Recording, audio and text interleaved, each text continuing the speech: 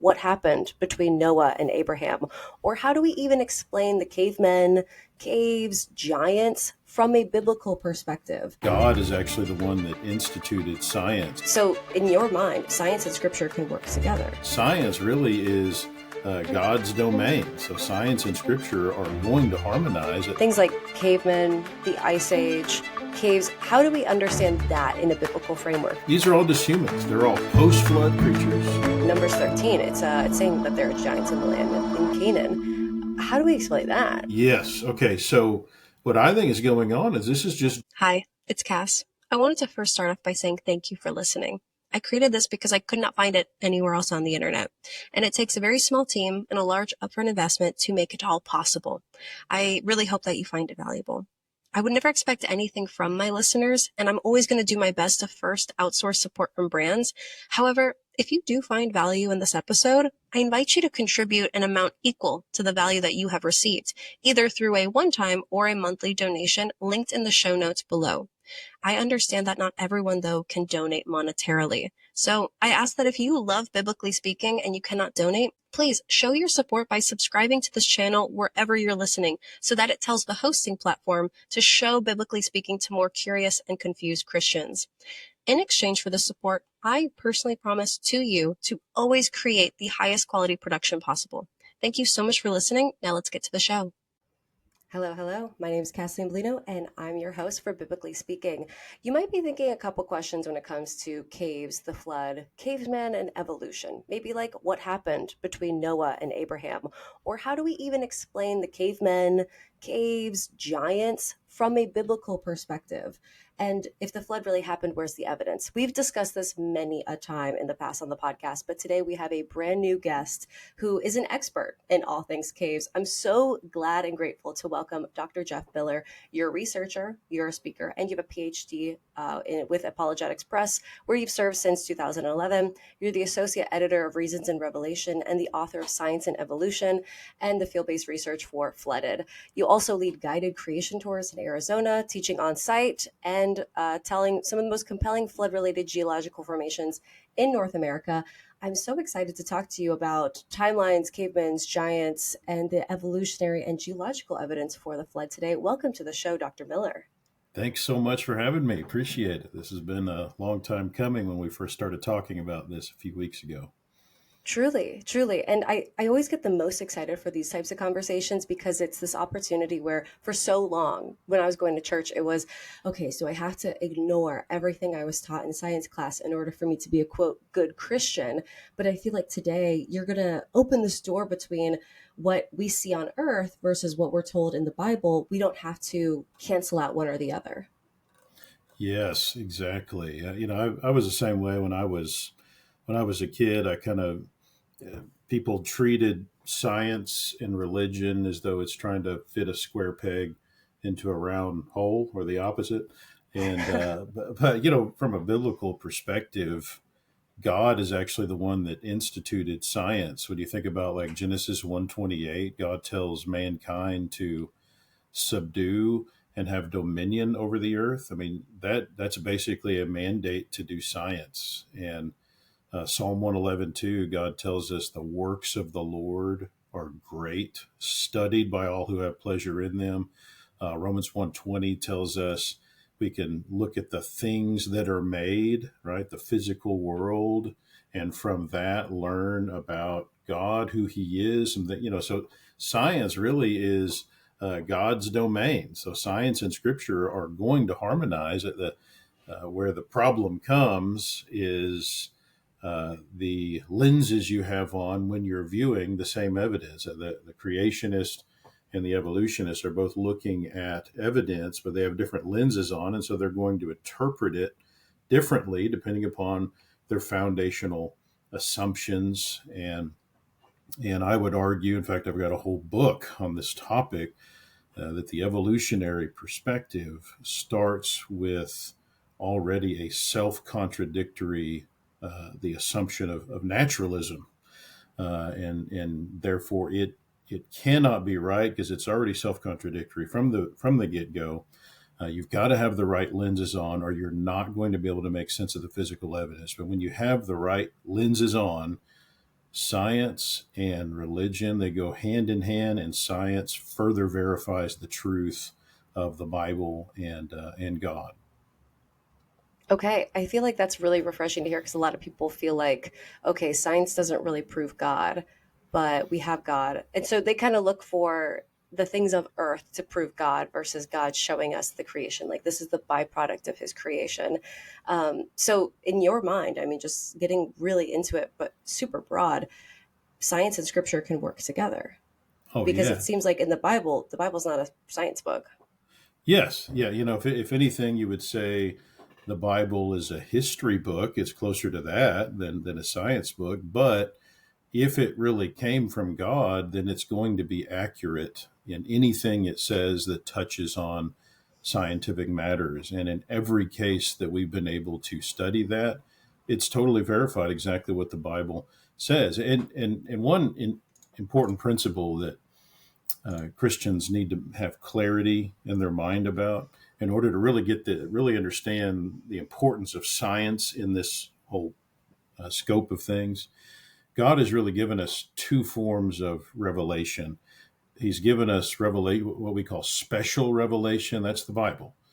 And he's given us what we call general revelation, which is revelation in the physical world around us. It's the things we can learn about God, Romans 1:20, by studying the things that are made. And he expects us to do that. He doesn't expect us to have this whole blind faith idea where we just accept things without evidence or even against the evidence. There's so many passages that teach against that idea. Like 1 Thessalonians 5:21 says to test all things, hold fast what is good. Don't just accept everything. You need to test it, make sure it's right.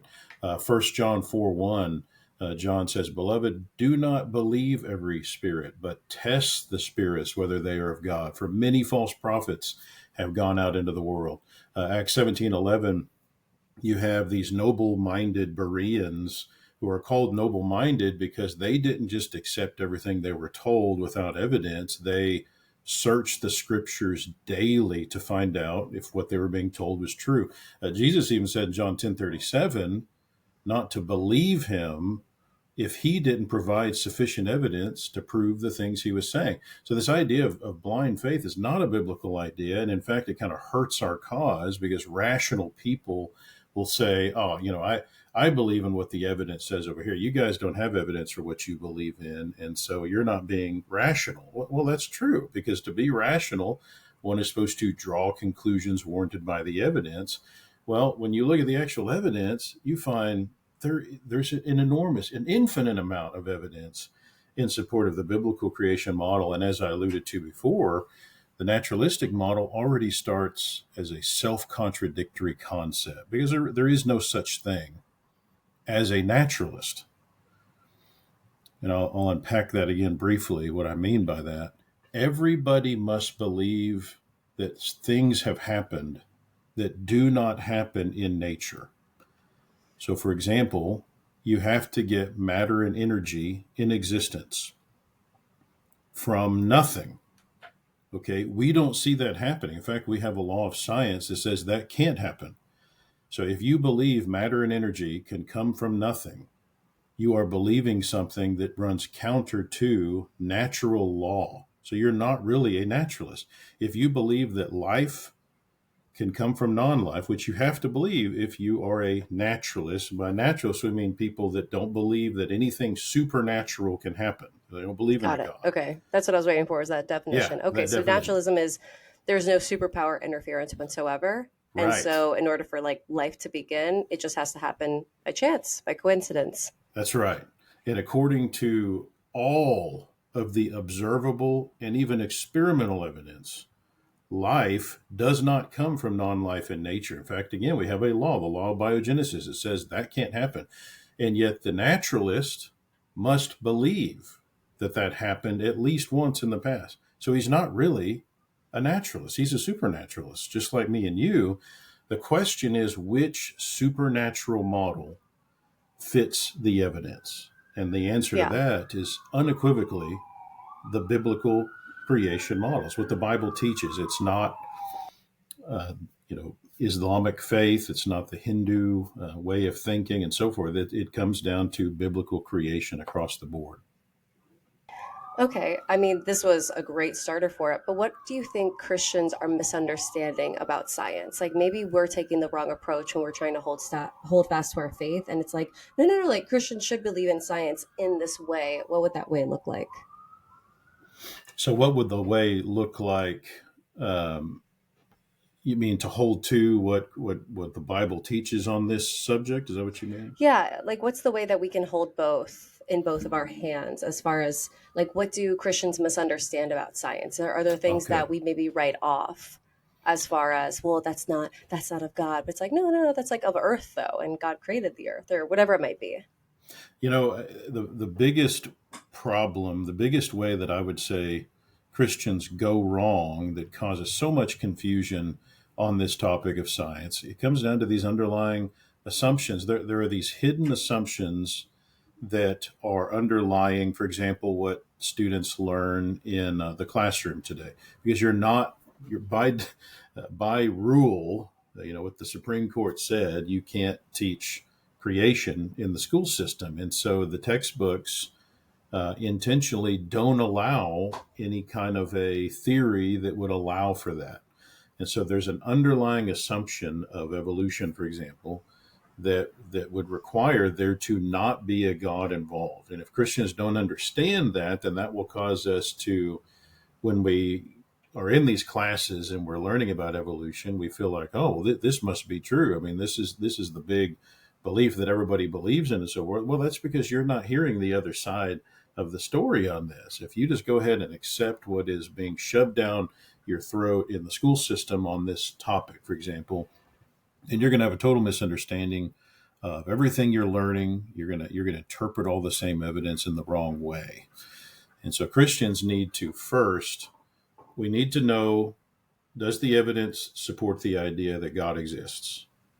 Well, it ends up being there's multiple classical arguments based on logic and reason from the evidence that demand there has to be a God. And we've got different names for them: the cosmological argument and the teleological argument, the moral argument. We could go into that.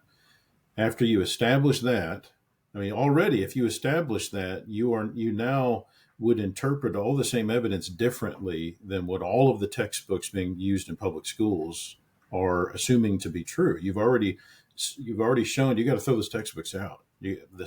They're viewing the evidence incorrectly. Now, there's a caveat to that. I would say you could go to most natural history museums, natural history, right? So they're already a natural history museum is again starting with the assumption of only nature. There's no super nature involved. You can still actually go to a natural history museum as long as you know how to interpret the evidence they're portraying from our perspective. Okay, so they'll have evidence. They'll have a skull out there. They might have a skull of Homo erectus. Okay, that's all they find. They find this skull and it's in the ground. Now, how you interpret that is very much tied to the lenses you have on, the worldview that you're using to view that. If you try to understand that from a purely naturalistic way, you're not going to arrive at the right conclusion because, as I've said, naturalism is already self-contradictory.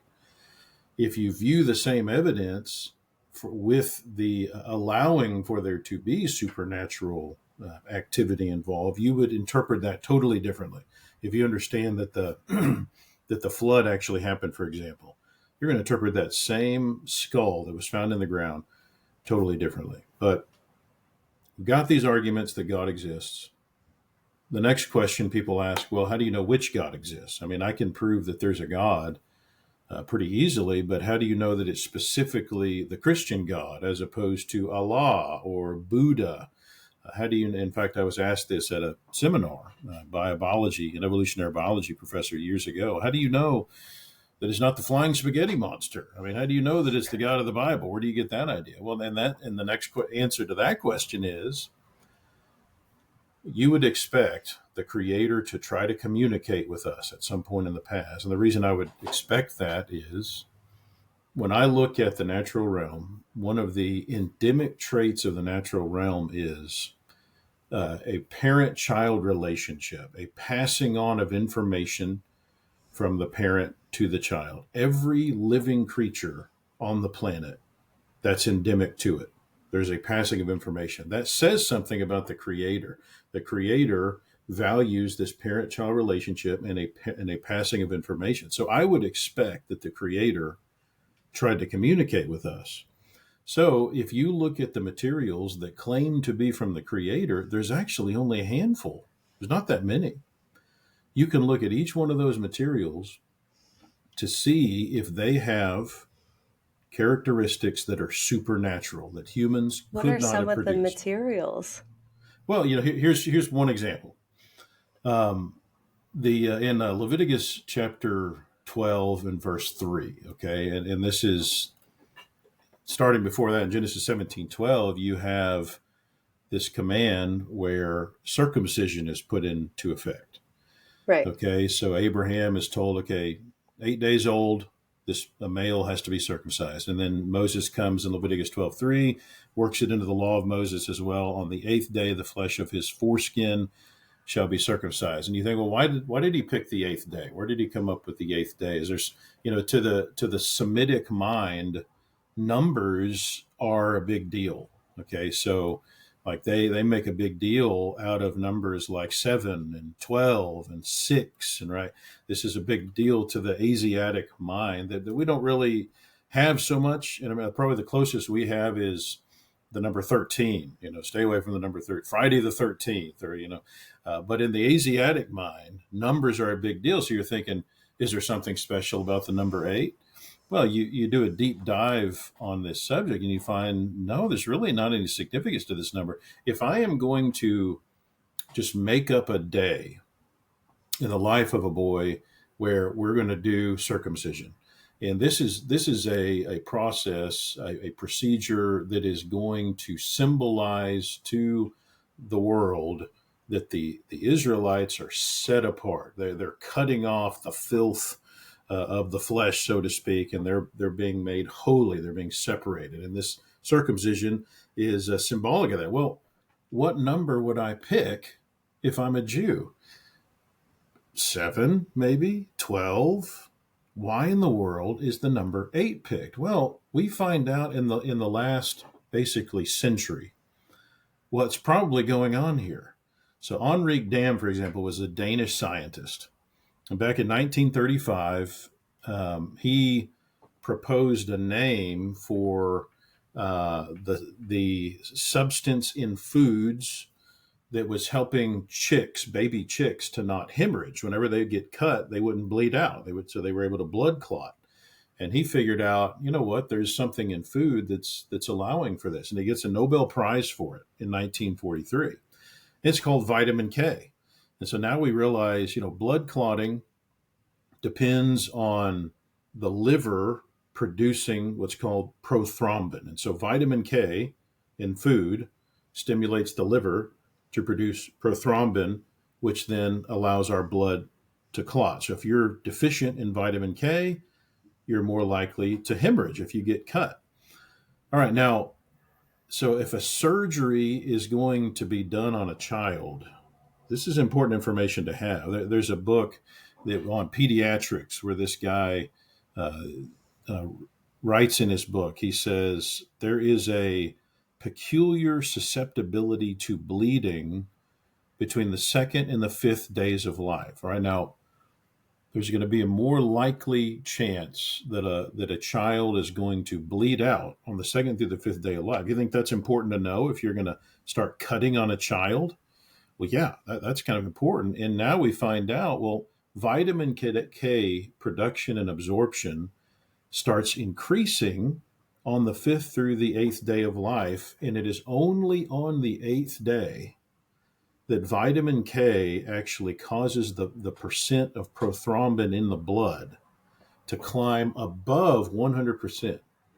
And then after the 8th day, it actually goes back down and levels off at what is the 100% mark. The only day in the entire life of that boy that the blood clotting element prothrombin is above 100% is the 8th day. It is literally Whoa. the best day to perform circumcision. All right, so the question is, how did Moses know to stipulate that? Now, you think it was just trial and error? He just butchered boys until he figured this out? No. And the text doesn't even tell you why. All he does is tell you, okay, here's what God wants you to do. On the eighth day, the flesh of his foreskin shall be circumcised. It's not until thousands of years later, Right. that our scientific knowledge has reached a point where we can be like, wait a minute, that was the best day to do that. How did they Right. know that? That is supernatural knowledge. We call that scientific foreknowledge. Like, there are Wow. things in the Old Testament that there's no way they could have known. Like in Job 38:16, you have God talking to Job, and he's humbling Job with knowledge. He's basically saying, Job, you're complaining about what's happening to you. You're asking for your day in court. You think that I've treated you unfairly. Let me just show you some things about nature to give you some perspective about the fact that you're not in a position to be, calling me out on this. And he goes through this line of amazing I things that, love that chapter so much. yes, yeah. And then finally he gets to one of the things he just throws out there in passing in verse 16. Which, by the way, he mentions the laws of physics in there, Job 38:33. There's all kinds of really cool things in there. But in chapter 38, verse 16, he says, have you entered into the springs of the sea or walked in the recesses of the deep? Well, we've discovered again in the last 150 years, number one, there's freshwater springs in the sea, which of course he hadn't entered. How could he have known about them? And number two, I think even more impressive, the recesses of the deep. Like, we've only discovered those in the last 150 years, and we didn't have the technology to get down there to them until we could do deep sea investigating with some of That's a the good cool point. technology that It's we've a really developed. good point. And so now we're seeing these recesses that we understand to be the deep sea trenches that are formed from subduction. This is a major part of the flood.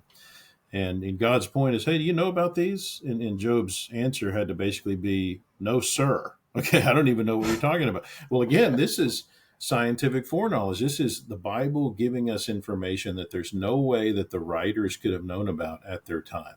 And so Right. there's tons of these. So Yeah. the bottom line is, we know the Bible's inspired. Okay, so if we don't have the proper lenses on, if we don't understand the evidence demands God exists, the evidence demands the Bible's inspired, then when we look at the same physical evidence as the evolutionists, the Christian's not going to draw the proper conclusions if he doesn't understand the truth of what the Bible teaches. He's gonna totally view everything wrong. So that you asked a question that turned into maybe something a little bit bigger than you anticipated, but Running my own podcast, I'm always moving too fast. I'm finding guests, I'm editing episodes, I'm creating reels, or guesting on other shows. Not to mention, I just live in a world that moves fast. Notifications, trends, endless to-do lists. You know what feels like a blessing in all that? Slowing down. I'd love nothing more than a moment to pause, be present, and choose something timeless. That's exactly what Dwell Label is all about. When I first discovered Dwell Label, it wasn't just about the clothes, it was about a mindset. Thoughtful, intentional fashion that doesn't scream for attention, but instead invites you to slow down. Their pieces are modern takes on classic styles, made to last, not just for the season, but for years. I love that I can throw on a Dwell Label outfit for editing in a coffee shop, Bible studies, or looking professional in an interview. It always feels right. Comfortable, effortless, elevated. And here's the best part. Dwell Label does not just talk about rest. They live it. Their website literally doesn't work on Sundays because they believe in pausing and dwelling on what matters most. So if you're looking for high quality, timeless fashion that aligns with a lifestyle of intention and presence, I can't recommend Dwell Label enough. Shop Dwell Label with the link in the show notes and use my code BIBSPEAK15, BIBSPEAK15 for an exclusive discount at checkout. Take a breath, slow down, and dwell in the good things. Now, back to the show. No, you clearly know a lot about this. I never even thought, nor did I know about that. So thank you for shedding light on that. I want to get into your zone of genius, though, which is caves. Um, and things like cavemen, the Ice Age. caves, how do we understand that in a biblical framework? Because all we know is like the Ice Age, like the movie, and we know that it happened. And it's hard to Hmm. imagine it because it's not directly mentioned in the Bible. It's not Hmm. referencing like, oh, Abraham had a cousin who was kind of slower in speech, so we can like infer that that was a caveman, or like, oh, when Moses trekked across like the Great Ice Wall. Like these things aren't included in the Bible. So when we leave church and we learn about this in school, it seems like a separate lore entirely. Hmm. So how do you marry that into a biblical framework? Yeah, good question. And I remember, yeah, you don't learn about the Ice Age in church, so this is purely a scientific thing. Now, I would say there are what seems to be allusions to it, like for example in Job, Oh, the book of Job, you actually have some allusions to this. Like ice is mentioned several times, like in Job 6:16, Job 37:10, Job 38:29 through 30. Um, Ice would have been a very rare thing to be able to see where we think Job lived at the time, unless he's living on the tail end of the Ice Age. So stepping back a little bit, the whole Ice Age thing. How do we know that an Ice Age even happened? Well, we can look at what happens today when glaciers expand and contract. We can look at the physical evidence that is left when that happens. Like, for example, when glaciers expand and contract today, we'll see these scratches in bedrock that'll be parallel. They're called parallel striations, and they'll go for miles and miles over plains, just all going in the same direction, these parallel stripes. And they're made because in glaciers, as they're expanding, there'll be rocks and dirt and fossils even that are in this glacier that are scratching the ground as they move. And then as it's moving, picture a bulldozer trying to moving along and scooping up dirt. It creates piles around the blades of this thing, and it's pushing material in the front of it as it goes. So then, when the glacier starts contracting, it leaves these piles of material that are called till and moraine. So these kind of things will show geologists, oh, the glaciers used to be way bigger than they are now. Today, the glaciers cover about 10% of the landmass of the planet, and there was a time when they covered like 30%. All right, so that is what they call the Ice Age. And now secular scientists, again, they've got different lenses on, so they're viewing everything from an old Earth perspective, and there's a lot that we could talk about that, but they think, well, there may be as many as 50 ice ages. Whereas creationists would say there was just one. And one of the reasons, 50. yes, yes. When? Yeah, just over millions of years. You got to keep in mind, they're thinking Oh, millions old to, Earth creationists got it. Yeah. yes. Whereas creationists are thinking, look, the earth is 6 to 8 thousand years. When we look at from us back to Christ is 2,000 years, from Christ back to Abraham is about 2,000 years. Then the genealogies of Genesis 5 and Genesis 10 and 11 give you another 2 to, I would say, probably 3,000 years to work with. So the earth is relatively young. So we would, again, interpret a lot of evidence totally differently than what the secular world is, how they're interpreting. Like, for example, the dating methods that they're using to get these millions of years have major flaws, and I could talk about that too. But we would say there's one ice age, and one of the problems, there's several problems with the secular interpretation of the evidence. So, for example, it doesn't make sense if there's been like 50 ice ages. Why do we have a bunch of extinctions only associated with the supposed last ice age? Why do you have in this one ice age disharmonious associations? This is where you have warm area creatures interacting with cold area creatures. They're living together, they're not separated. How could they do that and not die out? Why do you have areas that are today deserts that were once clearly wet? The biggest problem that the secular model for ice ages has is that they don't have a trigger to even start one of these ice ages, much less 50. And so, how do you even get one started? Well, this is a place where once again people don't even hear about it, but the biblical creation model provides the powerful argument for what is going on with these ice ages. Essentially, the fact that an ice age happened is evidence that the flood happened. Right. I was just about to say, how, if you were looking at this from a secular perspective, what else would have caused the Ice Age if not a massive flood? I want to take a minute and say thank you to the recording service that has made this podcast possible, Riverside. When I started my podcast, I had literally no idea what I was doing, and I just wanted a single way to record, edit, and share content without wasting time on different platforms. Then, a friend suggested Riverside to me, and I'll tell you what, it was literally an answer to prayer. With just one login, I can record my interviews with scholars, clip interview moments into Reels for Instagram and TikTok, and post directly onto my RSS feed and Spotify, all without the extra downloads, platforms, all of it. So for the curious and confused people like me, the best part is that the crew at Riverside actually listens to their users when they need help. I wanted an editing preset to save time on creating reel templates, and they listened. They literally implemented a new feature. And since using Riverside, my social clips have reached over 1 million people each month. And I haven't even unlocked all the features yet. Live streaming is going to be next. So if you're considering starting a podcast, or you just need to edit at a pro level for content or interviews, I cannot recommend Riverside enough. If this is helpful for you, I ask that you click the affiliate link I provided in the show notes description. It costs nothing extra to you, and it gives a small kickback to me, which helps the channel stay alive. Thank you so much. Now back to the show. Right. Well, and they've got ways to try to deal with this, but none of them are able to hold up to scrutiny. So creation scientists have dug into this, and we've got a lot of literature on it in the creation science community. But really, what you need to start an ice age are three things.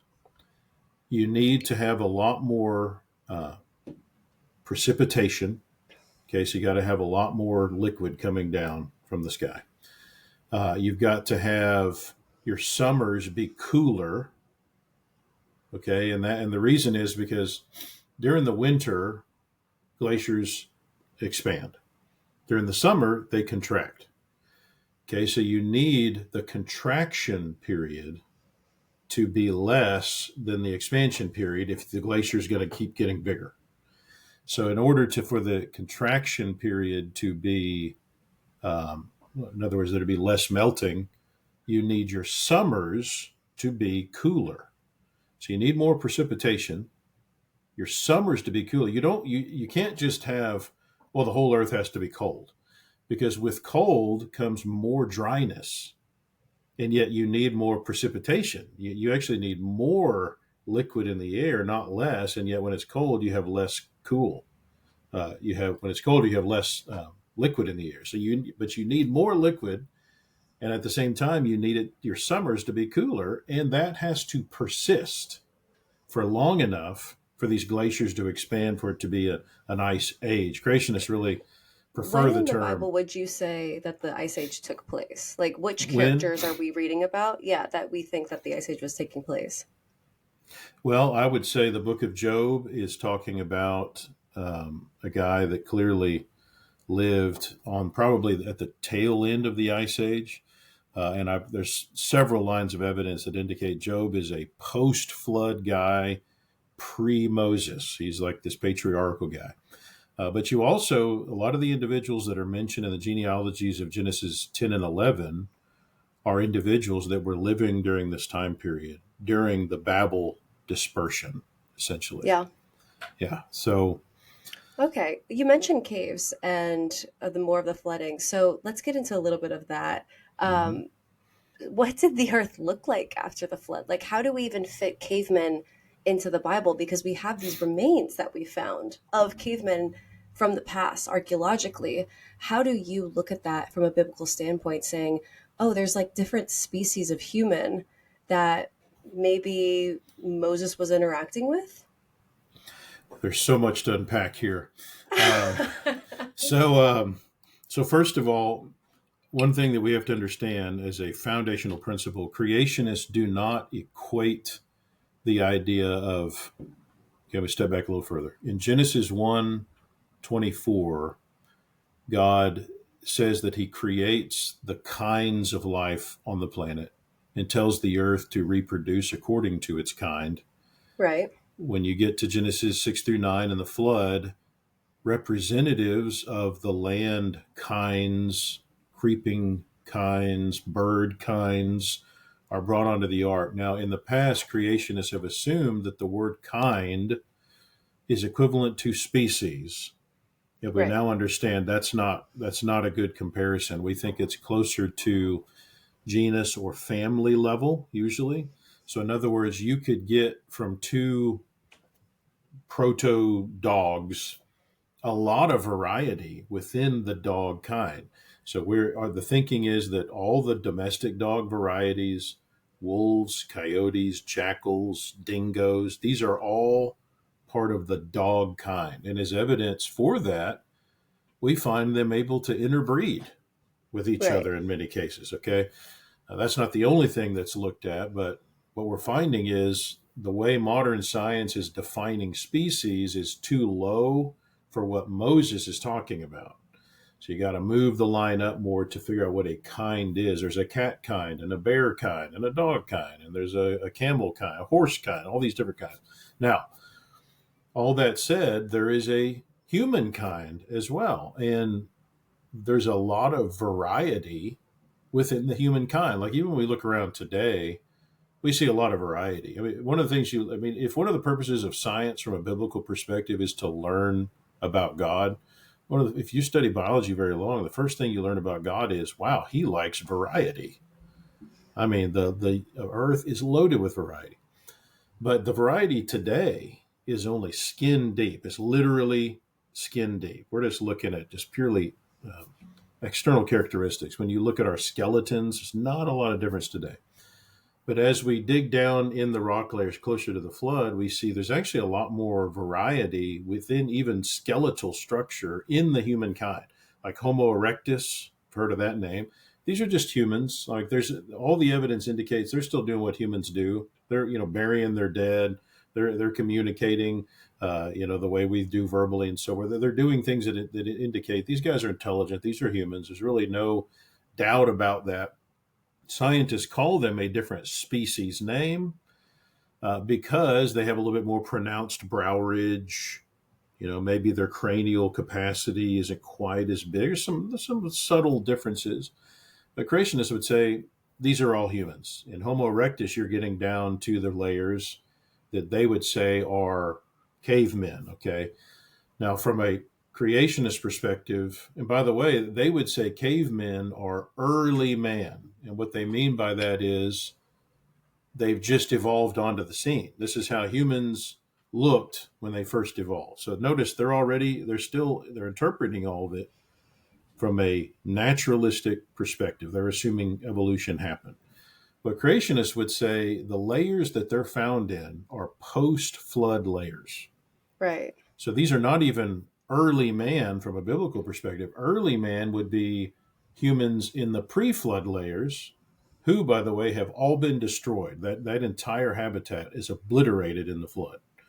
Oh. The, yes, the post flood hominid species basically any of the species that they say starts with Homo neanderthalensis, those are your Neanderthals, the Cro-Magnons, Homo heidelbergensis, they're basically really big humans. Homo floresiensis, they're basically tiny humans. These are all just humans. And there's evidence with all of them, they're doing what humans today do. But they're All found in the found, post flood. yes, they're all post-flood creatures. They're really just humans. Now, when they look at the artifacts found with them, they start seeing, oh, well, these guys, like Homo erectus, these guys are nomadic. They call them hunter gatherers. Okay. And a lot of times they're living in caves Mm-hmm. and they don't seem to be capable, they say, of using, there's no written language yet. Instead, it's as though they're just apparently It's grunting hard or to say that something. that's Noah's family. Right. It would be if according to this interpretation.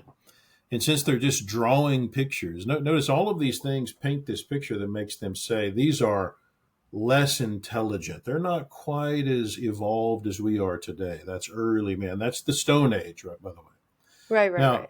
Now, creationists would look at the same evidence and interpret it totally differently. Okay, so first of all, we see these are post-flood humans. When you look at the post-flood rock layers, okay, so here's the geologic column. Down here at the very bottom is day 3, and this is pre-Cambrian strata. The flood begins at the base of the what we call the Paleozoic. It goes through the Mesozoic. It ends at the Cenozoic, we think. Okay, and there's some debate on that, but most creation geologists would say it ends at the base of what we call the Cenozoic. So everything in the Cenozoic is post-flood strata. Now, the first thing you see in the initial strata of the Cenozoic, right after the flood, is animals disperse rapidly. Because Genesis 9, God tells them to do that. Well, who doesn't disperse? Was the humans. So you don't see human fossils show up in these strata because where are they all at? Well, according to the Bible, they're all still in Babel, right? According to Genesis 10 and 11, they're still in the Babel area. So the only place you would find humans is if there happened to be a catastrophe that buried a lot of humans and fossilized them near Babel, which nobody knows where that is. We'll talk about that too. But all of a sudden, as you get up further into these Cenozoic strata, all of a sudden humans pop onto the scene and very quickly disperse across the planet. You see Homo erectus and you see the Neanderthals and Heidelbergensis, all of them explode onto the scene, and it's after the animals. Well, that helps you to see where Babel happened. We know that Babel had to happen right before that point. That's the point at which God forces them to spread out. So right off the bat, you see Homo erectus explode onto the scene and some of the others. And again, they're nomadic. Why are they nomadic? Well, because they're dispersing. Just like the Bible says they're supposed to be. So they're dispersing around. Okay, now why do they go? Why are they in caves? Well, if you're spreading out, that means by definition, you're not staying put and building cities. It's not because you're not intelligent. It's because you're dispersing. You're wandering around trying to find the place that you're going to set up camp later. So where are you going to stay if you're wandering around the earth and you don't have time to stop and build a house? Well, hey, it's pretty convenient if you run across a cave. All right, now, how come they're not writing yet? Why are they just drawing? Well, what happened at Babel? God totally mixes up all their languages, so nobody can communicate with each other except apparently just in the family clans. And when God messes up their language, they may have had to develop their own written language for their language. The Bible didn't come out and tell you that. So presumably they've got to develop their own written language. And even if they did do that, how are they going to communicate with other groups that they run into? Well, you draw pictures because everybody can understand pictures, but you can't Whoa. communicate with other groups with written language. And by the way, whenever the Europeans in the 1400s come over to North America, by the way, I believe that the term Native American really is a misnomer from a Christian, a biblical perspective. Really, there are no Native Americans because everybody gets off of the ark and spreads out. The descendants of Shem apparently get all the way over, maybe across the Bering Strait, go down into North America. The descendants of Japheth leave the ark and go towards Europe, and it takes them millennia before they finally get across the ocean on the other side and meet the descendants of Shem in North America. Neither one of them are native. Both of them came, they just got there, they arrived at different times. But anyway, all that said, when the Europeans arrive in, say, the 1400s, they talk about how a bunch of the Indians are nomadic and they don't have a written language. We're talking the 1400s. Why is that? Well, it's got to be because they're less intelligent, right? No, that's not what's going on. It has nothing to do with intelligence. They haven't developed a written language, most likely because they didn't need it. If you're nomadic Interesting. and you're not going to be interacting with other groups, you don't have a reason to write down your history and leave it. You're not really needing to communicate with why would you need the written language? And so I think that's what's going on. So the evolutionists, again, they look at, okay, got these guys show up and they're staying in caves because they're too dumb to build houses and cities. And they can't write. We don't see any writing. We just see pictures. They must be a bunch of idiots. No, you're looking at the same evidence but interpreting it from an evolutionary perspective. If you look at the same evidence and interpret it from a biblical perspective, you draw totally different conclusions, and I would Yeah. say find some very enlightening information about what's going on. Oh my gosh, that's I've never heard any of that. That just blew my mind. You're right, that was a loaded question. Okay, And I'm where probably do we forgetting something. So I would say the Book of Job. One of the cool things about the Book of Job, and there's debate over when it was written, but I would say it's pretty obvious who it's referring to, like when this individual lived. Regardless of when the book is written, it is talking about this individual in the post-flood, I would say, approximately Abraham time, maybe the tail end of the Ice Age that it's referring to. And one of the cool things, if you understand that that's what Job is, then to read back through the book of Job can give you some interesting information about the way people are thinking at that time, because this is within just a few centuries of the flood.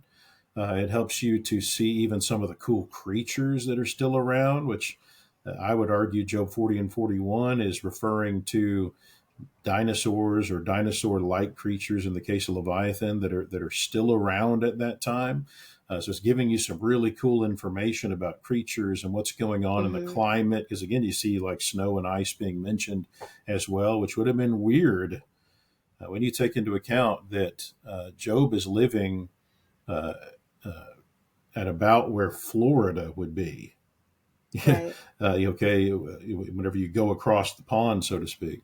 And so this is not a place you'd expect him to have seen snow and ice, and yet God right. is showing him that, which would suggest. And by the way, Job also mentions what seems to be cavemen. You see When?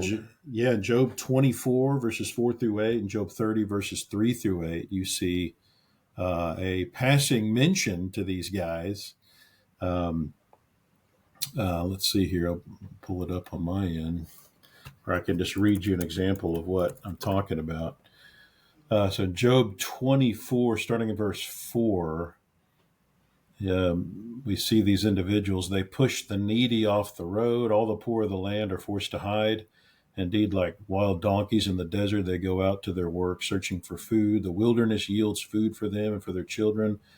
They gather their fodder in the field, glean in the vineyard of the wicked. They spend the night naked without clothing, have no covering in the cold. They're wet with the showers of the mountains and huddle around the rock for want of shelter. And so you got a couple of these places like that where you've got these individuals, like Job seems to even describing really the true nature of what these individuals may have been like during this time period, like what these cavemen really were that were living in those Interesting. areas. Yeah, pretty fascinating. I While we still have time left, I want to get into something that's a bit more mythological, and it's the giants that are mentioned in Canaan. From a biblical standpoint, if you have a global flood, those guys are wiped out. But then in a post-flood text, they're mentioned again. Can in Numbers 13, it's saying that there are giants in the land in Canaan. How do we explain that? Yeah. So first of all, there's a section in my book, Flooded, that is just really kind of devoted to the evidence for the giants, and there's even some endnotes in there that most kids probably won't go look at that give a lot more information about the mention of these guys. And keep in mind there is some debate about whether these terms even should be translated as giant. There's some Oh, okay. debate over that. I would argue they seem to be when you look at the context. But so the question is, how do they come about? What's going on there? And a lot of people will argue, well, it seems to be what's being alluded to in Genesis 6, which there's some things to unpack there to really understand what's going on. So in Genesis 6, he begins the chapter by highlighting for you. I mean, it's when you look at verse 5, it says the wickedness of man was great, and every intent. The ESV has intention of the thought of man's heart is only evil continually. Like, our society is pretty bad. But, people still intend to do good sometimes, but apparently the pre-flood world, people may have done good, but when they did, they didn't mean to. They didn't intend to. It's pretty bad. And verses 1 and 2 tell you how did it get to that point. And it says that it was the sons of God seeing the daughters of men and in noticing beauty. Physical beauty is what they noticed, and that became the key factor in what caused them to intermarry. They were marrying, instead of based on spiritual beauty, it became physical beauty. Now the question is, who are these sons of God? Because sons of God can refer to two different things in the Bible. It can refer to the angels, like it's used that way in the book of Job, but it can also refer just to righteous people. So like Jesus in the Beatitudes mentions the like in Matthew 5:9, the sons of God. Romans 8:14, Galatians 3:26, sons of God is used to describe the righteous people. So how do we know which one is being used? Well, one of the rules of Bible interpretation is you've got to let the context define your terms when you can. Makes And when we sense. look, yeah, and when you look at the context here, keeping in mind that there are no chapter divisions when Moses wrote this. We've added chapter divisions to make it easier for us to get around, but this is working. This is a section that's working up to the flood that starts in chapter 4, verse 26, where it says, after Adam, well, verse 25, Adam knows his wife, and she has Seth. And for God has appointed another seed for me instead of Abel, whom Cain killed. And then Seth begets Enosh. And then you got this very important phrase that's used many times throughout the Bible. It's this catchphrase: men began to call on the name of the Lord. Okay, so in other words, men begin to pursue the God, the actual true creator. And then chapter 5 picks up with that and starts giving you the genealogies of those people that are calling on the name of the Lord, the righteous people. And it gives you the descendants of Seth. And that leads right into chapter 6. It says, now it came to pass when men began to multiply on the face of the earth and daughters were born to them, that the sons of God saw the daughters of men, that they were beautiful. Well, contextually, the sons of God would be the righteous people here, the people that it's just talked about. So that immediately, I believe, rules out the idea that this is angelic beings intermarrying with humans. And there's other issues that come about if you interpret this that way. Like for Okay. example, yeah, But like for with yeah, that thought, how would you then explain the giants of Canaan? yes, okay. So what I think is going on is this is just genetics. Okay, so if you You think it's just like mutations of like these guys just happen to be bigger? I would argue probably not even just mutations. Okay, so when we look in the fossil record, this is not just in the humans. We see giantism across the board, okay, especially in the pre flood layers. Okay, so we know again where the flood begins and ends in the fossil record. And so when you look at the layers of the flood, you get a snapshot of what creatures look like in the pre-flood world. And you've got the dinosaurs, but it's not just the dinosaurs. You've got Meganeura, which is like a dragonfly with a 2-foot wingspan.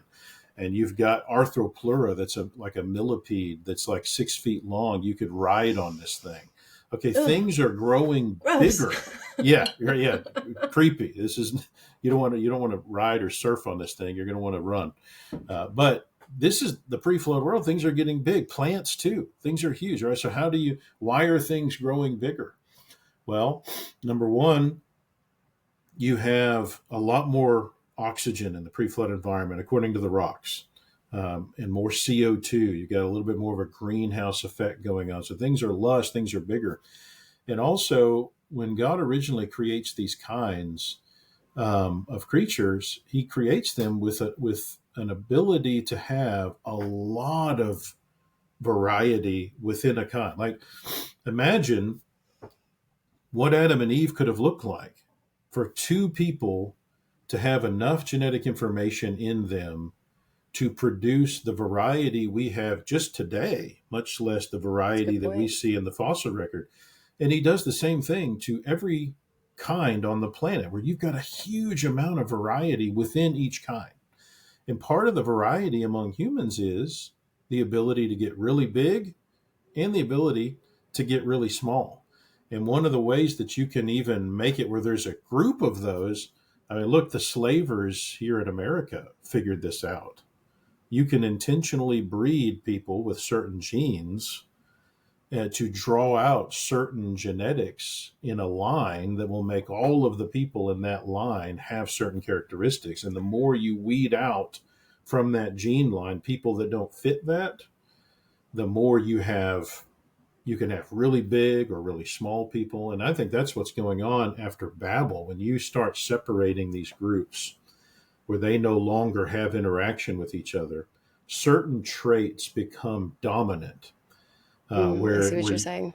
size, but not just size, all kinds of morphological things. And what happens when you take these groups that have been separated from each other and breed them again? Well, look at America. That's what America is. It's this melting pot of genes that have been mixed together from groups that had been separated. My adopted brother is half black, half white. He married a girl who's half Korean, half white, and they had 5 children. So their children are half white, one part black, one part Asian. Okay, their children are like the rainbow in their spectrum. Like one of their kids looks like Moana, like Polynesian. One looks white, one looks black, one looks Indian. I mean, Wow. you get all of it by mixing. All right, now, so how do you get a group of really big people? Like, for example, when we look at the fossil record in the post-flood strata, the group that scientists call Homo heidelbergensis. These are massive humans that are over 7 feet tall. How do you get these? Well, again, I would argue, especially in the pre-flood world, if the world is becoming violent, which is what Genesis 6 says, we don't know how, we don't know what's going on exactly. God intentionally didn't tell us, and in fact, I believe he completely obliterated the whole human habitat so that we couldn't study what's going on. We can't do archaeology and paleontology on pre-flood humans. It's gone. So Wow. what we do know is they're violent. Okay, so if they're violent, you're picturing them being warring and so forth. And if that's what's important to you, I think you'd start figuring out, especially if you have the intelligence of pre-flood man, you're living for hundreds of years, according to Genesis 5. You start figuring out, you know what, in order for my tribe to dominate, I want my guys to be bigger and stronger. So what am I going to do? I'm going to start breeding those people. I'm going to start, and therefore you can get giants. And I think that is Yeah. tied to the context in Genesis 6. They're violent. There's these men of renown. I think they're being bred to be that way. At least that's a good possibility as to what's Oh my going on. gosh.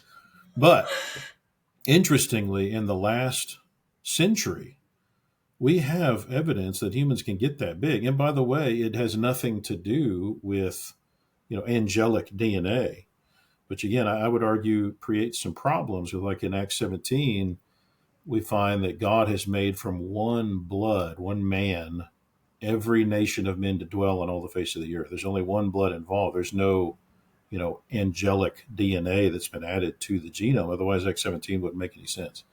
But we've seen in the last century examples of verified people that have grown to be, for example, 9 foot 1 inch. Okay, like Robert Vodlow is like the tallest man on record that has been verified. Okay, now Goliath is thought to have been 9 feet 9 inches tall. Robert Vodlow is 9 feet 1 inch, and we know why.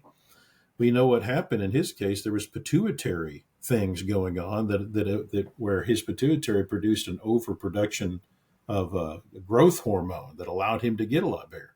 So again, I would argue there's genetic things going on that can allow huge people, little people, all varieties in between. All of this can be explained just by breeding, is what I would argue. Wow. You know, I just wanted you to talk for this episode. And I just feel like with your listening, you might be like, I don't believe that. I don't know if I fully believe it, but you have absolutely changed the way that I think and approach these things. You have like cracked open a brand new side of the way to look at things in the Bible.